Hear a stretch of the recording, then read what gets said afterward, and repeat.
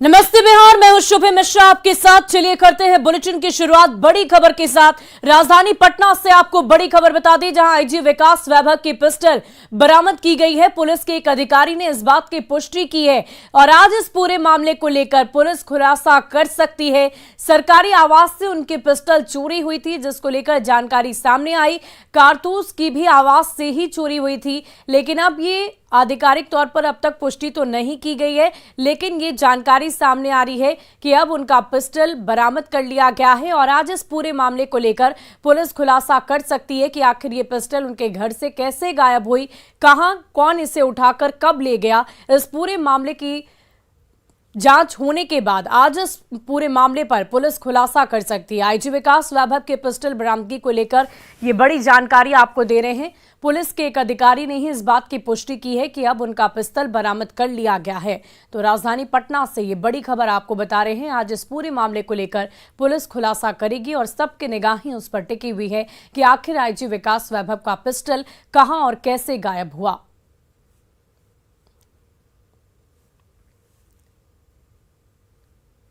तो ये बड़ी खबर आपको राजधानी पटना से बता रहे हैं, जहां आईजी विकास वैभव का पिस्टल अब बरामद कर लिया गया है। आपको बता दें कि उनके सरकारी आवास से ही उनका पिस्टल चोरी हो गया था, जिसकी सूचना सामने आई और इसके बाद पूरी सघनता के साथ जांच की गई, तत्परता के साथ, और अब उनका पिस्टल बरामद कर लिया गया है। और राजधानी पटना से एक और बड़ी खबर, जहां उत्पाद विभाग की टीम पर हमला किया गया है। छापेमारी के दौरान यह हमला हुआ। एसआई अनिल कुमार गंभीर रूप से जख्मी बताए जा रहे हैं। पालीगंज पीएचसी में उन्हें भर्ती कराया गया है। रानी तालाब के राजीपुर में छापेमारी करने के लिए पुलिस टीम वहां पर पहुंची थी और इसी दौरान पुलिस टीम पर हमला किया गया। तो राजधानी पटना से ये बड़ी जानकारी आपको दे रहे हैं। छापेमारी के दौरान हमला किया गया है। एसआई इस हमले के दौरान अनिल कुमार गंभीर रूप से जख्मी बताए जा रहे हैं। पालीगंज पीएचसी में उन्हें भर्ती कराया गया है ताकि उन्हें बेहतर इलाज की सुविधा मिल सके।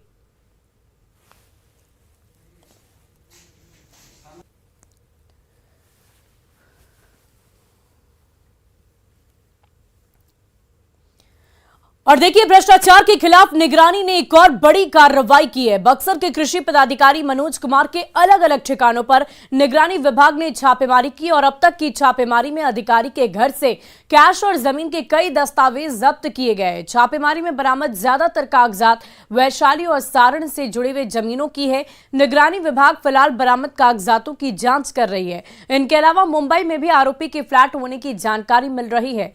तो बक्सर से ये बड़ी जानकारी आपको दे रहे हैं। मुंबई में फ्लैट होने की जानकारी मिली है और इसी को लेकर निगरानी विभाग का छापा पड़ा है। ये दो तस्वीरें इस वक्त आपकी टीवी स्क्रीन पर। छापेमारी के दौरान वहां पर पुलिस मौजूद थी। बक्सर के कृषि पदाधिकारी के यहां ये छापेमारी चली है।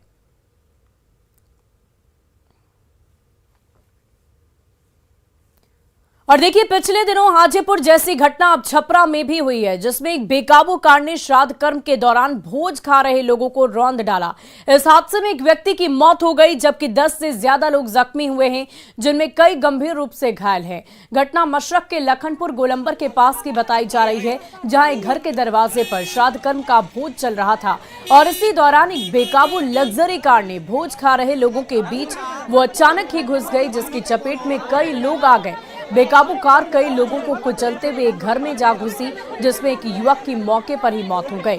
वहीं घायलों को सीएचसी में भर्ती कराया गया है और घटना के विरोध में लोगों ने प्रदर्शन भी किया और काफी देर तक रास्ते को जाम रखा गया। इस दौरान भीड़ ने कार सवार 3 लोगों को पकड़ लिया और जमकर पिटाई करने के बाद पुलिस के हवाले कर दिया है। और इसी हफ्ते सोमवार को हाजीपुर में भी शराब के नशे में एक ट्रक ड्राइवर 8 लोगों की जान ले चुका है। तो ये बड़ी जानकारी आपको दे रहे हैं। छपरा से ठीक वैसी ही घटना घटी है और देखिए, ये बेकाबू कार कैसे भोज खा रहे लोगों को रौंद डालती है। कई लोग जख्मी हो गए, एक युवक की मौत हुई है, ये जानकारी भी सामने आई है। और फिलहाल लोगों का आक्रोश भी देखने को मिला। लोगों ने सड़क जाम किया और जो लोग कार में सवार थे उन्हें पकड़ा भी और पुलिस की गिरफ्त में भेज दिया है। एक कार वाला आया था, एक ही बार घर में घुसा दिया, जिसमें एक आदमी मर गया है, 10-15 आदमी घायल हो गया है।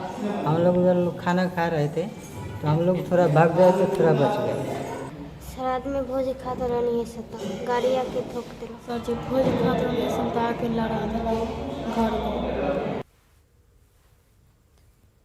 और देखिए, मुख्यमंत्री नीतीश कुमार आज अपनी महत्वाकांक्षी परियोजना का लोकार्पण करने के लिए नालंदा के राजगीर जा रहे हैं, जहां वे हर घर गंगा का जल का लोकार्पण करेंगे। बता दें कि मुख्यमंत्री नीतीश कुमार जिस घर में आज गंगा जल पीकर हर घर गंगा जल योजना का लोकार्पण करेंगे, उसे चिन्हित कर दुरुस्त कर लिया गया है। राजगीर के वार्ड संख्या 19 में नरेश प्रसाद और विनोद प्रसाद के घर में गंगा जल का पानी पीकर उस महत्वाकांक्षी परियोजना का लोकार्पण किया जाएगा। तो मुख्यमंत्री नीतीश कुमार के ड्रीम प्रोजेक्ट की आज से शुरुआत होने जा रही है। वार्ड संख्या 19 में वो मौजूद रहेंगे विनोद प्रसाद के घर में, जहां पूरी तैयारी की गई है और एक बटन दबाकर आज से इस कार्यक्रम का शुभारंभ किया जाएगा।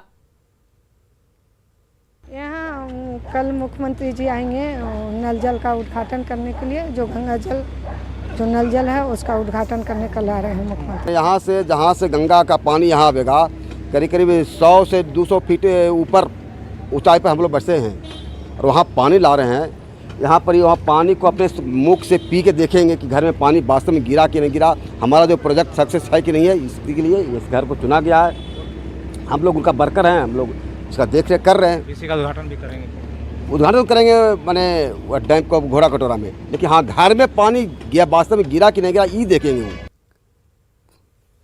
अब खबर राजधानी पटना से है। आज पटना नशा मुक्ति के लिए दौड़ रहा है। हाफ मैराथन में 8000 प्रतिभागी भाग ले रहे हैं और हाफ मैराथन का कार्यक्रम उत्पाद विभाग की ओर से आयोजित किया गया है। नशे के खिलाफ इस अभियान में शामिल लोगों का उत्साह देखते ही बन रहा है।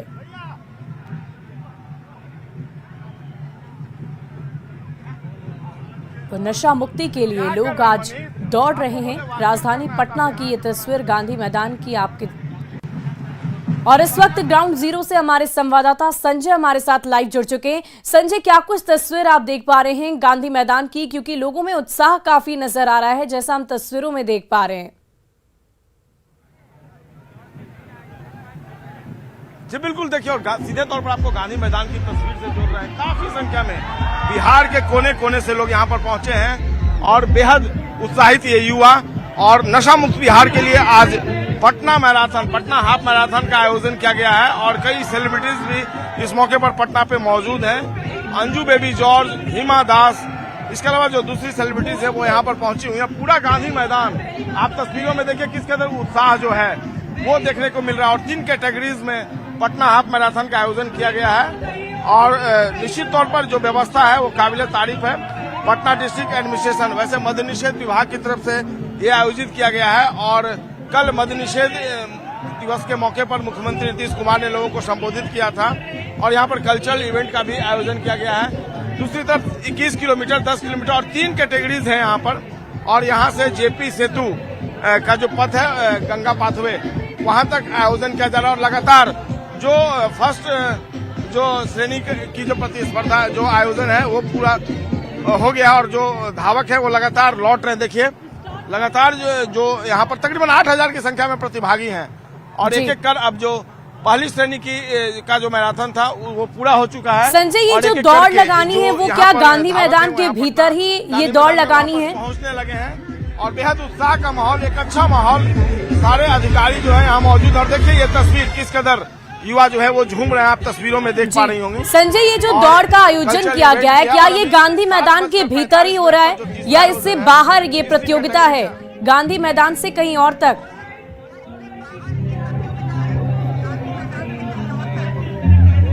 जी एक बार फिर से अपना प्रश्न दोहराएंगे। संजय, मैं ये पूछ रही थी कि ये जो दौड़ का आयोजन किया गया है, ये जो प्रतियोगिता रखी गई है, क्या ये गांधी मैदान के भीतर ही हो रही है या फिर ये दौड़ और कहीं भी हो सकती है?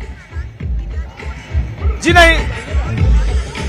नहीं, गांधी मैदान के भीतर नहीं हो रही है, ये गांधी मैदान से शुरुआत हो रही है और इसमें जो आज पटना का ट्रैफिक रूट है उसको डाइवर्ट किया गया। जेपी सेतु जो है यहाँ पर आपको पता होगा वहां तक प्रतिस्पर्धा जो है आयोजित है, यानी सड़कों पर आयोजित है। गांधी मैदान से जो धावक है वो निकल रहे हैं और इसके बाद यहाँ से जेपी सेतु की तरफ बढ़ रहे हैं और फिर वहां से वापस आ रहे हैं अलग अलग कैटेगरीज में। गांधी मैदान के अंदर नहीं है। संजय, क्योंकि एक प्रतियोगिता है तो जाहिर सी बात है जो जीतेंगे उन्हें पुरस्कार भी दिया जाएगा। पुरस्कार के तौर पर क्या कुछ रखा गया है? 2 कैटेगरी जो है वो संजय, क्योंकि एक प्रतियोगिता है तो जो भी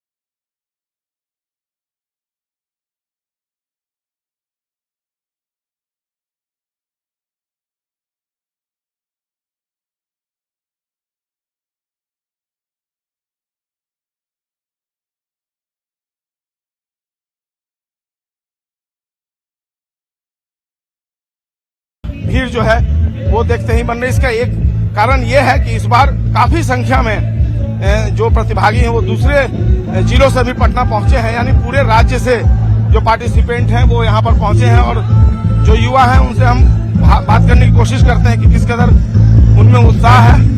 कैसा लग रहा है आने के बाद, कैसा लग रहा है? बहुत बढ़िया। आपने में भाग लिया 5 किलोमीटर मैराथन में 7:30 बजे। हम लोग ये बिहार कटिहार से नहीं कटिहार में हम लोग का ट्रेनिंग था, वहाँ विपाट की तरफ से आए हैं। जी बहुत बहुत शुक्रिया संजय हमारे साथ जुड़ने के लिए, तमाम तस्वीरों को दिखाने के लिए। युवाओं में उत्साह काफी ज्यादा है, उमंग काफी ज्यादा है और हाफ मैराथन को लेकर राज्य भर के अलग अलग जिलों से आज युवा पटना के गांधी मैदान में पहुंचे हुए हैं। और चलिए अब बढ़ते हैं अगली खबर की ओर। जमशेदपुर में टाटा स्टील की 110 मीटर ऊंची चिमनी आज ध्वस्त की जाएगी। कारण यह है कि चिमनी काफी पुरानी हो चुकी है और इसका इस्तेमाल भी नहीं हो रहा है। इस चिमनी को खुद टाटा स्टील कंपनी ही ध्वस्त करवा रही है। आपको बता दें कि एडिफाइज और जेट डिमोलिशन नाम की जिस कंपनी ने नोएडा के ट्विन टावर को ध्वस्त किया था, वही कंपनी इस चिमनी को भी ध्वस्त करने वाली है। एडिफाइज मुंबई और उसकी सहयोगी जेट डिमोलिश कंपनी दक्षिण अफ्रीका की कंपनी है। योजना है कि कंट्रोल ब्लास्ट के जरिए इस चिमनी को 7 से 8 सेकंड में ध्वस्त कर दिया जाएगा।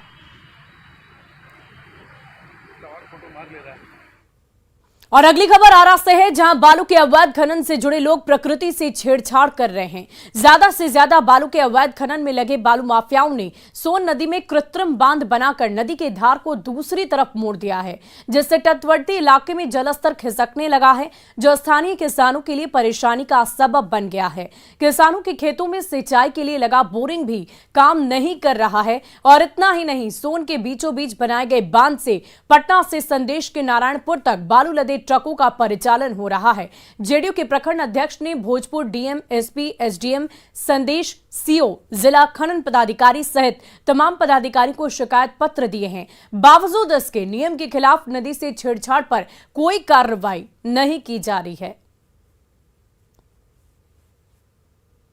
गाँव में जाना होता है हर जगह, और हम भी किसान के चूँकि लड़के हैं तो बताते हैं कि और देखते हैं कि बोरिंग चलाने में लोगों को परेशानी हो रही है, तो कृत्रिम बांध अवरोधक के रूप में बांध करके बालू का उत्खनन बालू माफियाओं के द्वारा किया जा रहा है। आपके इलाके में? हाँ, हम लोग। कौन सा इलाका है? तो ये संदेश प्रखंड है, तो संदेश है। तो इसकी शिकायत मैंने ये जिला पदाधिकारी एसपी साहब को, अपने नेता माननीय मुख्यमंत्री नीतीश कुमार को फैक्स किया था। माफियाओं के द्वारा सोन नदी को बलपूर्वक बांध दिया गया, और बांधने के कारण हमारे यहाँ के किसान का लेयर जो है पानी का बोरिंग नहीं चल रहा है, चापाकल नहीं चल रहा है। पानी चल गया पटना जिला, पानी जो है वो पटना जिला चल गया और यहाँ पानी सूख गया। और ये लोग जो बालू माफिया हैं ये 20 फीट 40 फीट खुदाई कर रहे हैं। और गोपालगंज में ऑनलाइन गेम खेलने से मना करने पर एक युवक ने टीवी की 24 गोलियां खाकर सुसाइड करने की कोशिश की। घटना नगर थाना क्षेत्र के जंगलिया मोहल्ले की है। पीड़ित युवक को गंभीर हालत में सदर अस्पताल में भर्ती कराया गया है। युवक की पहचान मोहम्मद वसीम के पुत्र गुड्डू फिरोज के रूप में की गई है। बताया जाता है कि युवक ने ऑनलाइन गेम खेलने के दौरान गुस्से में आकर अपना मोबाइल ही तोड़ दिया था और इसके बाद गेम खेलने का विरोध करते हुए उसकी मां ने फटकार लगाई तो उसने सुसाइड करने की कोशिश की। फिलहाल युवक का सदर अस्पताल में इलाज चल रहा है। एक पकड़ दवाई किसिया खा ले बारे घर जंगलिया गुड्डू नाम हो, सदर अस्पताल में इलाज कराओ के लिए गई। क्या बोल रहे हैं उस टाइम से? अल्लाह हो अल्लाह हो बोलता है। क्या चीज़ का दवाई खा ली है? टीवी के